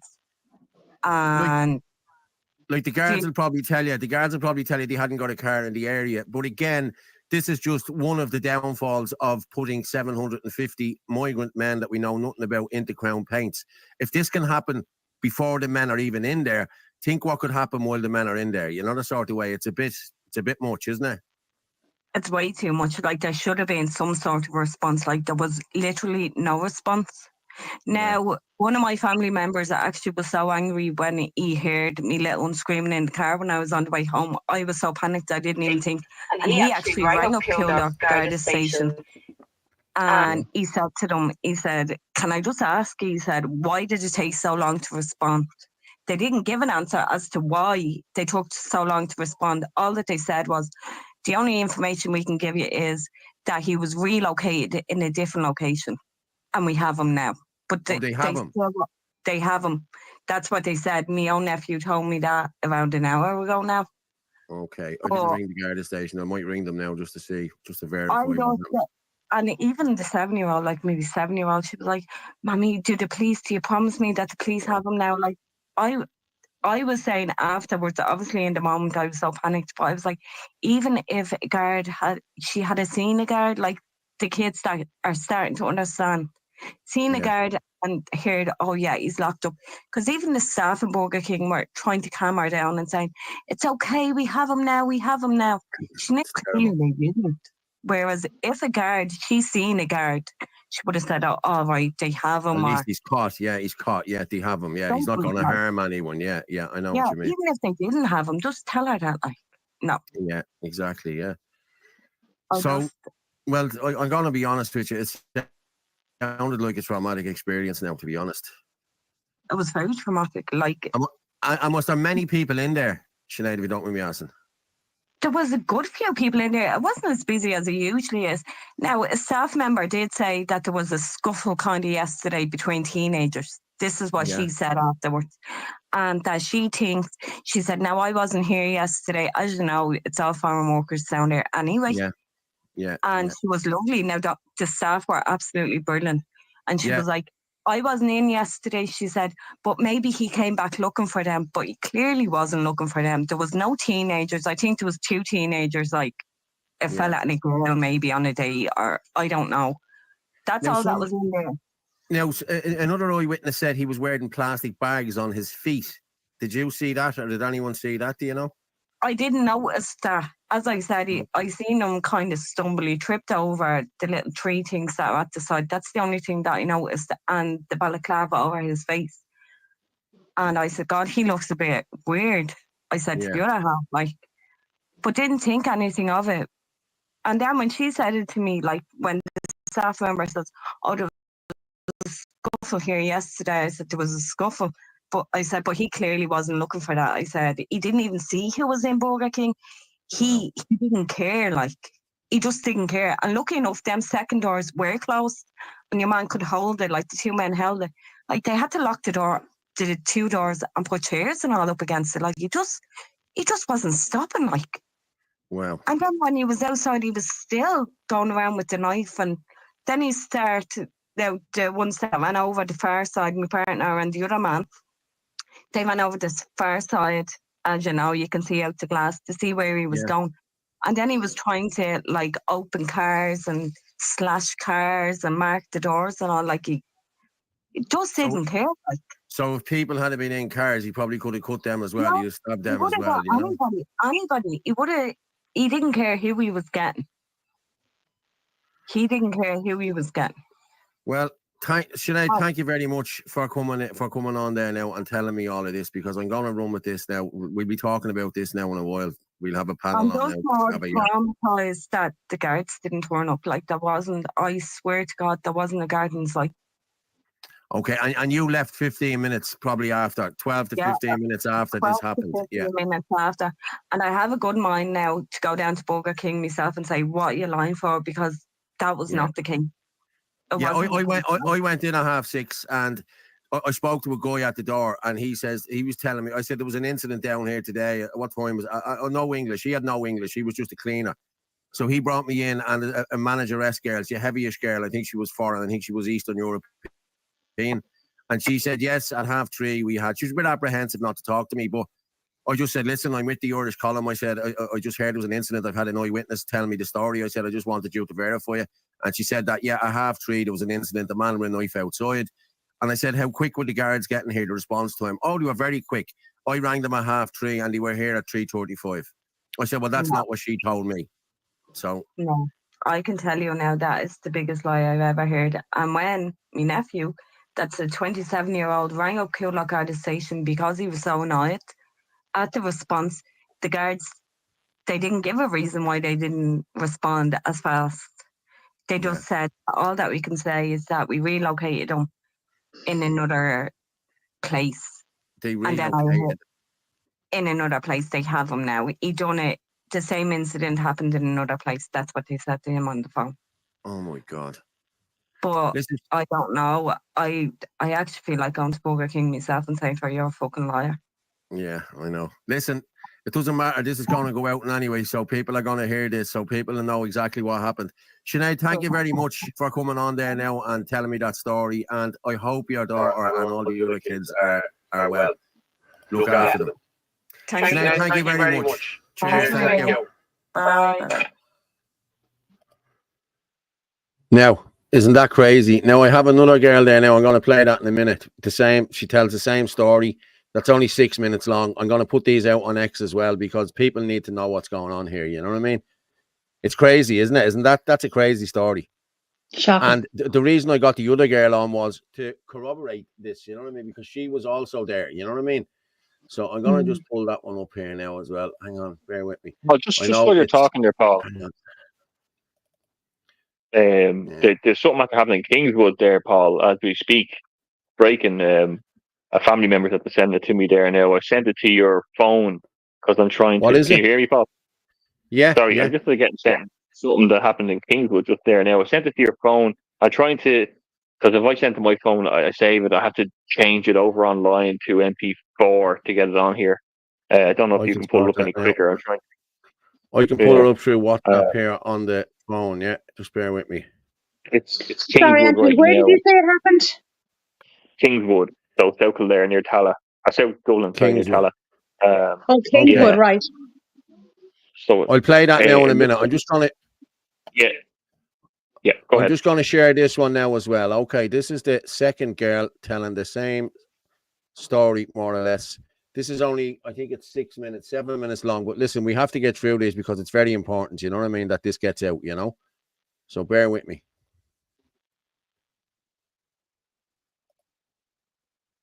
This is an actual recording from earlier, so just bear with me there. It's bleeding in the way, look. Okay. Yeah, as we're going here now, I have a girl on the phone here now, with me, on the call here now with me, Shauna. Shauna was an eyewitness to the guy outside Burger King, Malahide Road today. So Shauna, can you tell me exactly what happened there, what you saw? Yeah, I was sitting near one of the windows and I was having ice cream with my little 3-year-old. And this man, he walked past the window that I was sitting at. And I noticed like he was head to toe just black, his hood was up, like mask on. But his two runners were wrapped in these two little plastic bags. So I didn't take any notice. I just kept having the ice cream, whatever. Then literally 2-3 minutes later, he walked back past that window again. And I was kind of looking like, oh, like what's he at? Then he went to the Burger King doors. You know, there's like the two doors into Burger King. Yeah. He got into, he stood, you know, like the little hallway kind of. Yeah. And he had his hands like over his eyes, you know, trying to get like a look in. And he was looking in and he kept looking up and down, like checking, you know, like the whole of Burger King. And one of the workers did kind of notice him. And he just he stood there staring at him. Then another man that was closer to the door, he jumped up and he ran like halfway up Burger King and he just started shouting. And he was saying, oh, there's a man at the door with a knife. He has a knife. He's at the door with a knife. And I kind of looked up, and as I looked up, then he was just gone. Like he was just gone from the doors. Then the workers, they all ran down with the keys off the door. And then I think there's about 4 workers. They ran to the door. They got the keys. They locked the doors. A fella was grabbing chairs. He put chairs against the door. One of the workers, she was on the phone to the guards at the same time. There was a woman screaming, saying, ring the guards, ring the guards. All the kids were screaming, crying. Everyone was in a panic, like everyone just jumped up. We all now just gathered around the windows looking for him. But he literally vanished. And then there's a little grey box in the car park. And that's a security box, isn't it? I think that does the security I think that's what it is, car park. When I looked out the doors, the man was gone, but the security man was walking towards Burger King. And then he talked to the workers at the door for a few minutes, and then he walked off. I think he just done like a lap around probably. Yeah. And then I ran over to one of the windows and I looked over towards the Plex, and the Plex was even locked down. There was loads of people behind the Plex doors, like looking out. I think they were trying to look for him as well. Yeah. Then there was people running into Burger King, doors were getting locked. There was chairs against the doors. Then my 3-year-old was going mad. All the other kids were screaming, crying. The man just disappeared, like no guards showed up at all. There wasn't one. Well, I'm going to be honest with you. I was speaking to the manager, girl that was there, and I asked her. I just went in and I said, "Listen, I heard there was a report earlier. I'm meant to be talking to one of the girls who was here." And she said that the guards didn't arrive here. They were here for 10 or 15 minutes after, and there was no guards. The woman said, no. She said, I rang the guards. It happened at 3:30, and the guards were here at 3:35. So no, because we were, I'd say we were locked in. It was a good 10, 15 minutes we were all locked in. And then there was no guards. The worker now, she was on the phone, like 2 of the guards. Yeah. We were locked in for 10 or 15 minutes. No guard even showed up, like no one. I had to ring my boyfriend and he had to ring his ma to drive down and get me because I couldn't leave Burger King with my 3-year-old. Because your man disappeared. Like there was no way of getting him because you wouldn't know where he'd even come from. Well, I was told by the other girl, Sinead, that it seems he was arrested a bit away trying to do the same somewhere else. No. Yeah, I was told he went somewhere else and he got caught for doing the exact same thing. Yeah. And there's nothing. And one of the girls said they seen him like waving the knife around. Yeah. But I'm not too sure. And I just kind of panicked. So I was just grabbing me 3-year-old and I was looking at the bathroom doors because I was going to make a run for the bathroom and just lock me and 3-year-old into the bathroom. Jesus. But then your man disappeared. Like, so I don't know where he went. He just vanished. Again, this is traumatic for anybody, like, you know what I mean? But for a child, it must be really upsetting. The other girl told me as well that her child was hysterical, like, she was really bad. Yeah, no, I seen her child because the woman actually called me down and she offered me a lift home.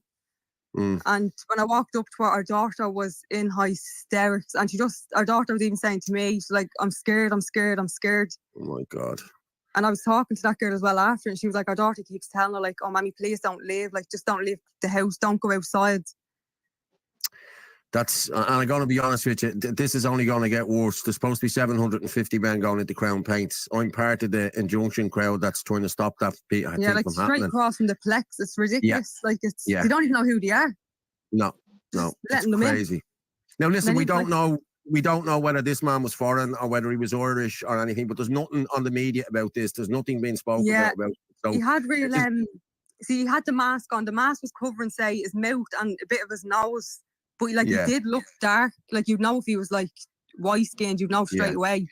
But I think like he looked dark across the face, even though his eyes were shown, but he did look dark. But my God. I'm going to be honest, I'm going to see, can I get onto the Garda station now and just see what they have to say. But the other girl, Sinead, told me that her nephew rang and they said that he had arrested somebody a bit away. So that's a good thing. And anyway, if he's arrested now, he's not able to do it again. But again, he'll be out within a couple of hours, you know what I mean? And we don't know where he's going to go from there. A few hours and you probably have a knife again. You go to the next place and then you probably get away with it then as well. And this is this is exactly a year, just a year after the 3 kids were stabbed in Parnell Square. You know, it's getting out of hand. You know what I mean? Yeah, listen, Shauna, we had my 3-year-old with me, but thank God she's not like she wasn't old enough to actually notice what was even going on. Yeah, but just with the panic, then it made her kind of go off. Then that made her panic because everyone else was panicking then in Burger King. But I'm just glad she wasn't old enough to realise what was actually going on. So, Shauna, thank you very much for coming on there and telling me all about that. As I said, I'll play this now on the show in about an hour. We'll be starting about 9 o'clock, so I'll play this about 9:30, just so as everyone sees, just so as everyone knows what happened, like, you know, and to stay safe. And I hope your child and all the other kids are safe. Thanks very much for coming on. Yeah, thanks very much. Cheers. Thank you.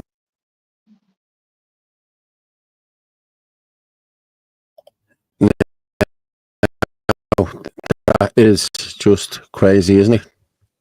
Like, seriously. And no word on mainstream media, you know? Nothing at all. Nothing talked about. What nothing. A surprise. No, nothing. But this is why we're here. This is why we're here to do this, you know? And if anyone else has anything else, I'm just going to bring this down at me. Sorry, you sent me videos there. Just let me. A few seconds long. And it's just happening in Kingswood this minute. The guards are there. There seems to be, I think, foreign men trying to. You should be able to play it there. Okay, I'm going to play this here now. Okay, I'll just put it in the middle there.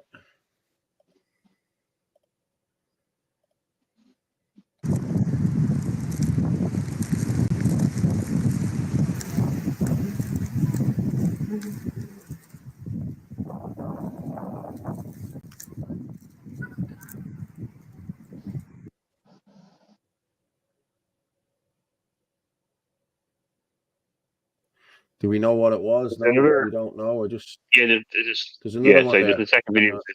Yeah. Okay, just bear with me. I'm just going to share that now.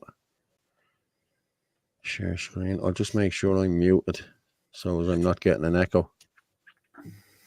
30 seconds long.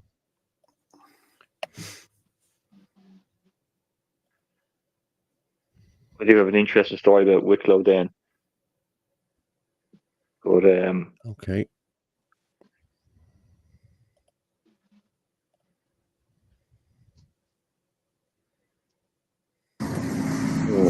There's a young blonde girl and ask her to get into the van. The two Moldovan men. What did you ask the girl? Were you drinking? No, you weren't drinking, no. What's that in the middle of the seat on the van? In the middle. Here. Drinking, yeah? Yeah.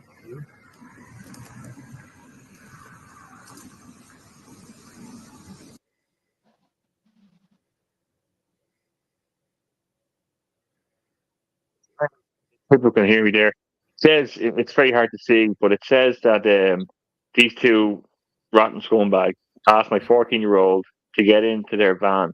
The police were called and taken back to the station now, probably to be let out 30 minutes later, drinking. But it just happens to be happening right now. Is the reason I brought it up. But these things are happening so commonplace, and you won't hear about it tomorrow in the newspaper, probably. Whatever goes on. Again, like, it's just one of these stories. I do have a story there that we're waiting to get verified. You know, our point person there, City West, is talking to someone, a contact over in Wicklow. And That's right. There's a crash there. I don't know if I told you about this earlier on, Paul. You did, yeah, you did. There's a crash there, and there is a lesbian teacher or carer or whatever you call it. You know, I think they go with by teacher. And she talks about how she's lesbian and what that means to the kids. Granted, these are kids below the age of 5, preschool kids, and the parents haven't been too happy about that, you know. But anyway, and they've said it, and they've been called bigoted and stuff like that. So, you know, I think a few of them backed off or whatever. And anyway, this woman reappeared as a man this week and has been talking to the kids about that. And the parents have been up in arms about this. Now, at the moment, the contact is apprehensive to release exactly the school, the crash in question. So it probably will go out in Shinadina if that is the case. And we have to be careful. We have to decide on what information is off limits and what's required. But it is a story for verification, because whatever about the primary schools, whatever about the secondary schools, which they initially were talking about, and then they brought into the primary schools, and they were talking to creche, very vulnerable age kids. It's scary stuff. I'll make it very, very clear. If you are discussing your personal sexual preference with children, you should be classed as a sexual predator. Full stop. Yes. Yes. I agree. How you choose to get your jollies as an adult at weekends is entirely up to you. You be you. You do whatever the hell, whatever mad stuff you're into. You go for it. You live your best life. If you are talking to children about your sexual preference, then you are a predator, and you should be incarcerated. Full stop. Yeah. I agree. Jesus Christ. It's disgraceful, isn't it? It's like amazing they're trying to normalize this. And you know what? It's because it's so rife between, like, I think I've said it before, I've been very naive to how rampant this is in the in elite classes, but in mainstream media and mainstream government, in the celebrity industry. You know, like, I've seen that film, and we were talking about it when Janet London was on, The Sound of Freedom, and the stats on that, and how, like, it's scary. Like, you can see now as well the people who are coming to Kamala's aid because she's losing her support in America. I don't like talking about other country politics, but it's probably important because it mirrors to a certain extent what follows in the Western civilizations. But you know, they're all these celebrities they're pulling out, and you wonder what do they have on this next celebrity. You know, Eminem stepping up and Beyonce coming out, and you know, all these people. For 10 million. Like, Beyonce cost 10 million. She didn't fucking do it for free. But she only came on for 3 minutes. So everybody walked out after 3 minutes. She came on and she introduced Kamala Harris, and half of them walked out. And another thing, again, I know we don't like talking about America, but you see, Puff Daddy, security guard, died yesterday. The big heavy guy who was doing all the talking, he died yesterday. Yeah, and it's true, he did die yesterday under suspicious circumstances. Beyonce said she's doing that because she's a mother. We have to take this onto account now, guys, you know? Even though she has to be a single female that's independent, but Was it really 10 million? Yeah. 10 million. Yeah, that's what she cost. I think she came on for more than just money. She was probably, I think she's another one that's going to be on the hit list soon. Listen, they're all compromised. Okay, look, the they are. Democrat Party in America, our Fianna Fáil and Fine Gael and the Greens are the exact same parasitic entity that the Democrats are in America. We realize that we just need to try and wake up more people to the fact that most of our politicians are compromised, be it through bribery or more nefarious activities. I'm absolutely 100% that we will Roger O'Gorman will be our Jimmy Savile in the future. So they're all compromised. They wouldn't act against their own people if they weren't compromised. That's the reality. If you had free will, they wouldn't. That would say the current leadership of the main parties wouldn't be the leadership because their backbenchers would have ousted them for turning on their own people. But it looks like the backbenchers are compromised as well. A lot of it is probably just money, but no, some of the big players are like Leo Varadkar stepping down. Somebody has something on him. He went to the States, made some. I heard he had a great time over. He made some big boy comments and commented on things he's no business sticking his nose in. And before that plane landed back in Dublin Airport, he was gone. He was gone. You know what I mean? On that note, I'm gonna just play this Tulsa thing. Okay, there was a thing on during the week, and I'm gonna play the Barbie Kardashian one as well. That's only 2 minutes long, and so is this.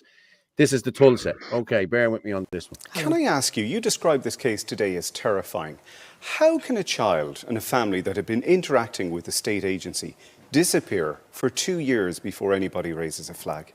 Well, it really beggars belief that you can have a child disappear from the face of the planet and no one apparently spotted for 2 years. Now, we don't yet know, of course, what state agencies had engagement with him during his time.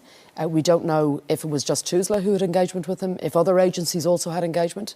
But the bottom line is that when a child goes missing in this way, they simply shouldn't fall through the cracks. It's frankly astonishing that we're in a position where it took 2 years for it to be noticed that he was missing. We'll come back to some of those points, but we saw Nuna's report there. Reported missing in August, and we only saw on the end of August, we only saw on the 16th of October a public appeal. Does that time gap surprise you?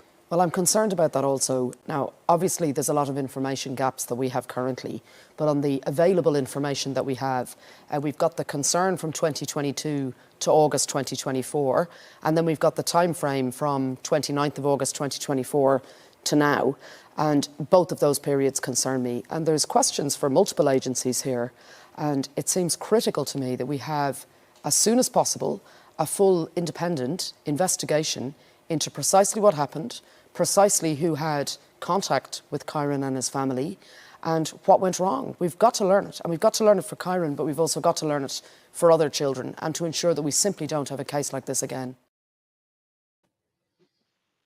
No, that is crazy. And just on that note, I'm just going to share this screen here now. This is on Friday. There's a check ordered on boys, on home of boys not in school since March. Now, these are two kids. I actually, I have, I'm doing a post on that tomorrow because I came across it, and I'm doing a post on that tomorrow. And I did a post, was it yesterday? I think it was yesterday, where 227 children in state care have died in the last 10 years. 227 children. Like, what in God's creation is going on in this country? It's an absolute and utter disgrace. Like, you were talking there earlier on, right? And I'm sorry if I sound angry, but there's a Fine Gael, is it a Fine Gael, what is it? Is he running for TD? And he was involved in a sexual assault. I'm sorry now. How is he allowed run? That is an utter disgrace that he was involved in a sexual assault. Like, what is going on in this country? Can you not get into the door unless you have done something wrong? He's a senator. He's a senator. It's shocking. It's a senator. Yeah. It's what is, I don't know. I cannot get my head around what is going on in this country. Do you know what I mean? Between everything. It's absolutely shocking. I'm going to just run with this. LGBT. Ben spoke with the Minister for Justice about this. Barbie Kardashian was found not guilty. Now, Barbie Kardashian, you wouldn't mind if she looked like Barbie, but boy, Jesus, this thing is like a fish. It's like one of, I'm going to be honest, like it looks horrendous. But I'm going to play this one now. Ben Scallon asked her during the week. Minister, in the press recently, we've been hearing about a violent biological male who identifies as a female who has been terrorizing prison guards and female inmates alike. And of course, I'm not asking you about the specifics of an individual case, which I appreciate you can't comment on, but in general, when we're seeing cases like this, how can you, as a female politician in particular, stand over a situation wherein biological males are terrorizing women? And does that not indicate that there's a serious problem with the self-ID system that we have in Irish law? I think it's important for people to know that irrespective of who you are, if a person is being put in prison, there will always be an assessment undertaken as to where that person should go and the suitability of where they are placed. So a judge decides where a person is sent, but there is then an assessment undertaken as to where that person should be placed within the prison system. If you have a prisoner that is volatile, that is aggressive or is potentially dangerous, then a decision can be taken and is taken irrespective of who they are as to where they should be. And that approach should be taken for everybody. So again, this is a structure and a system that's already in place that applies to anybody. If a person is a risk to another prisoner, then that will always be taken into consideration in terms of where they're placed. So that is the case now, and I expect that will continue and should continue irrespective of who the person is. Do you personally believe that if somebody is...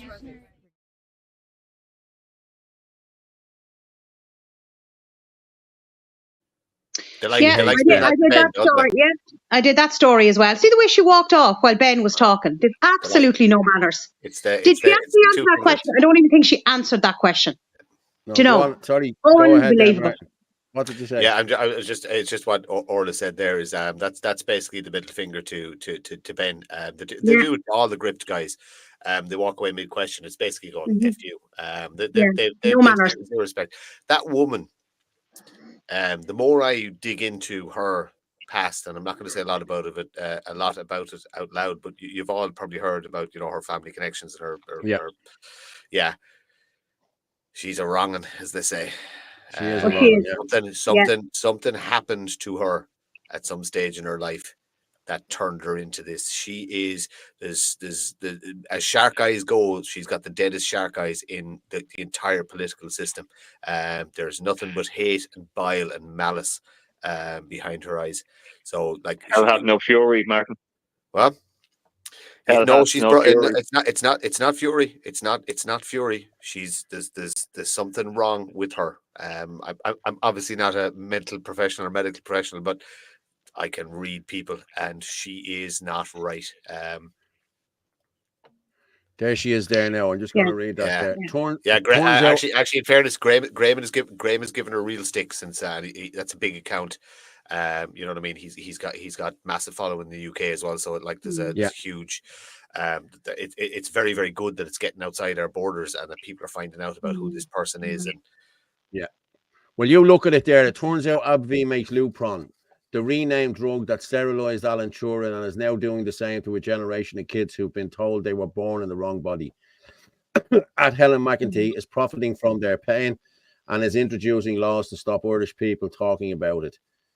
There you go. My new hubby and my new law and my hubby's big job in Big Pharma. So there's the husband there. He's Director of Marketing Access at AbbVie. AbbVie make puberty blockers given as gender-affirming healthcare. Now, there's no such thing. Yeah, I know. It's a mental illness as far as I'm concerned, lads. Sorry. But you know what you spoke about, Martin, in last week's show, and you made a very valid point. You turned around and you said, what's severely lacking in an awful lot of these TDs, not all of them, some of them are decent, is they have no empathy, they have no compassion, they have no consideration. And there's where your problem is. Because if you had that, you would not sell out people and you wouldn't stab people in the back. And that's what we're lacking. Yeah, it's true. Sorry, Anthony, you were gonna say something there. Yeah, I just wanted to say that there was a question about a big thing happened this week was Martin launched his Minutes to Midnight show, first episode, and someone was asking there when your next show. You have some great potential guests to come up, and this is another great thing because, like the Irish column, we need these real talk platforms and content going out, and Martin just launched one that I think will be great, and the first episode is very good. Do you have a next one lined up, Martin? I'm absolutely blown away by the response I got, and I would say Saturday morning I reached out to a few people I follow on Twitter, and I couldn't believe the response I got. There's actually the list I sent you of people who responded and said yes. There's about 10 more on that now. So I have to set up the mobile studios. I'm probably going to be looking at trying to do not this week. It'll be Friday before the next month. The week after, I'm going to try and do 3 a week. So the midweek ones won't go out live; they'll just be recorded and put out into the ether. We'll keep the Friday lives. But if I can get a mobile studio set up in my other locations, shall we say, I'll try and do some lives there as well. So and Paul, Nancy, thank you very much for allowing me to put it out on the Irish channel. I really appreciate it. It's kind of hard to ignore it behind you there. It slowly went from Martin Murphy IFT to Martin Murphy minutes to midnight. Yeah. Well, marketing, I understand. I'm actually, do you know what I'm? The only disappointment about it is that I was literally trolling every person on X with the this image and the clock and stuff like that, and I had people saying, "Oh, I'm making death threats and report me to the guards and all this kind of stuff." I'm actually going to kind of miss that now because everybody knows what it is. But yeah, I'll probably still do it anyway because the TikToking is annoying. So it's it's good fun. It's going very well. It was very good. Now I watched it myself live the other night. I commented a few times. It's very hard. It's very hard to talk back on the comments, isn't it, when you're doing the live? You know what I mean? Like you don't see the comments until later on. You know what I mean? It's crazy. But I tell you what I'm going to go with. Yeah.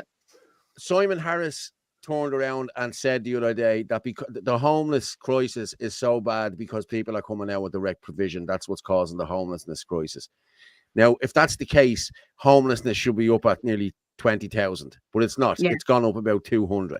So I'm just going to play this. We'll come back, and then I have one more to play, and then we'll finish up, lads. Okay, so just bear with me. Talk about the issue that will probably be the biggest topic of the election: housing. I presume you have seen the homeless figures that came out shortly before we sat down here. 14,760 people homeless in September. 4,500 of them children. Up. Month on month, those figures go up. Yes, and I think we have to look at what's behind the figures because nobody wants to see anybody homeless, at least of all a child homeless. So what I've been trying to do since becoming Taoiseach is scratch the surface as to what more can be done, and more importantly, scratch the surface as to what's behind the figures. And what's very interesting when you have the figures in front of you there, and I don't, but what's very interesting when you go through the figures is the composition of the figures. So the number one reason for an increase in homeless presentations amongst adults this month is those leaving direct provision. Now, when I tried to raise this issue before, there's an attempt to shout you down. There's an attempt to misrepresent you, to look at the various facts and data. And there's no way that you can read the figures today and not say that there's a correlation between a growing population, more people coming to our country who are welcome, who we need, people leaving direct provision, many of whom have a right to stay here and to work here, and the impact that that's having. You can see how that's very sensitive. There's a reason that people pushed back on the way that was. There may be a reason, but there's a reason I say it too, though, because we have to be honest here. We have to be honest because only when we're honest can we devise a solution. But that's a very recent thing. That like these figures have been going up for the entire term of this government. The composition of the homeless figures has changed significantly, and that is true. But there's other reasons people are homeless, many other reasons. Let's be clear about that too. I'm not suggesting by any manner or means it's the entirety of the reason, but I am suggesting we have to be honest when we're actually trying to exit people from direct provision. Quite a few of those people are then presenting at emergency accommodation. And I don't say that. I say that for no other reason than it being a statement of fact. Yeah. People are putting up there, yes, start closing the borders. And I have Brian Garrigan there posted there, Irish Lives Matter.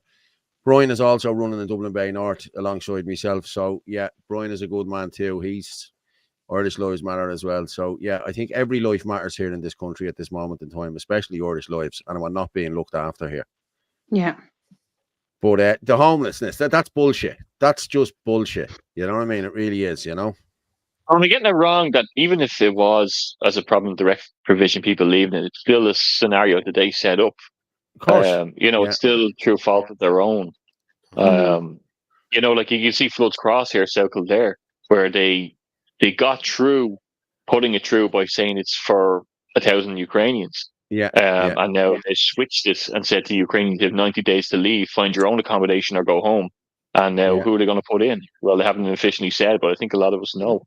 The exact same is happening in Dundrum and Clonmel. The Clonmel 8 modular homes isn't going to be for Ukrainians because the Ukrainians aren't coming here anymore. And Dundrum House Hotel, the Ukrainians are being pushed out to get iPass in because iPass is more money to the owners. So look, this all boils back to a very, very, very simple thing. And this is why a nationalist government can fix this problem relatively quickly. This is what people need to understand in relation to illegal immigration. We'll just deal with the illegal first. We already have legislation to deal with this. We don't need new laws. We don't need anything.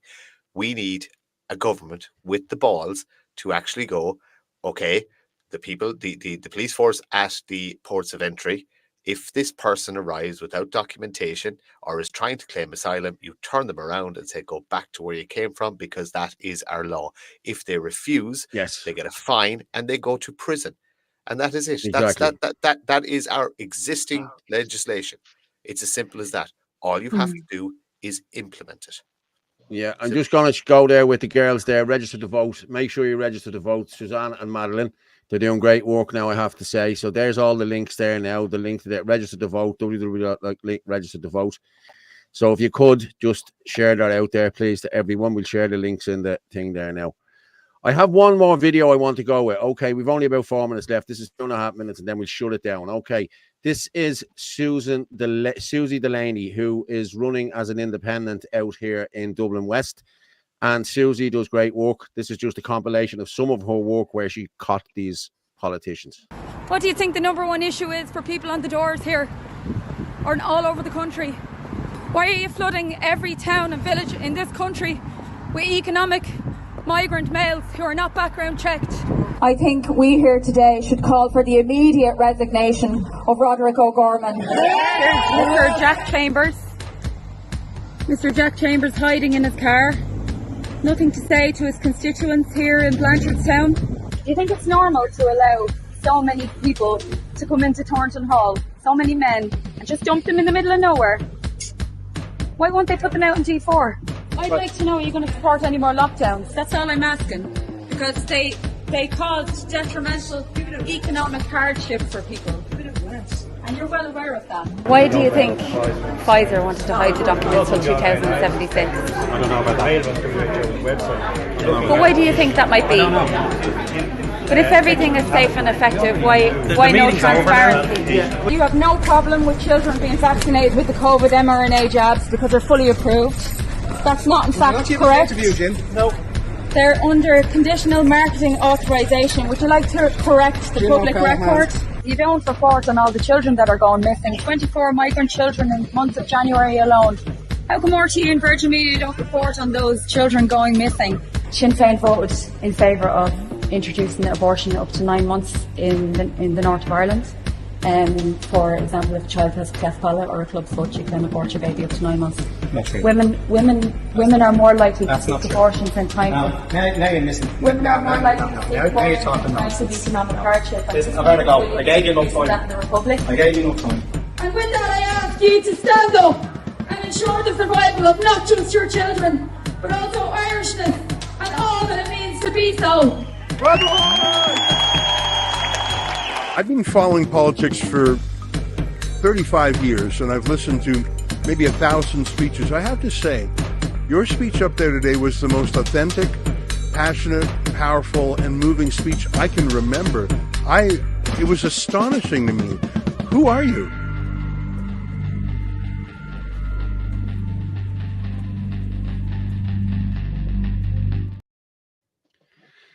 Brilliant. Real quick there, now with a minute left. I'm starting my campaign on Wednesday. 15 high visits, have my leaflets in. If anyone's around South Kildare, please give me a shout, reach out to me, DM me, and can do with all the help I can get. Thanks a lot. Anthony, thanks very much. I'll drop you down. Orla, thank you very much for tonight, and we'll talk to you in a minute. Martin, thank you very much. Cheers, mate. Talk to you in a minute. Okay, everyone, there you go. Vote for Susan Delaney there, number 1, Dublin West. And as I say, every Sunday night, the truth is like a lion. We don't have to defend it. We just let it loose, and it will defend itself.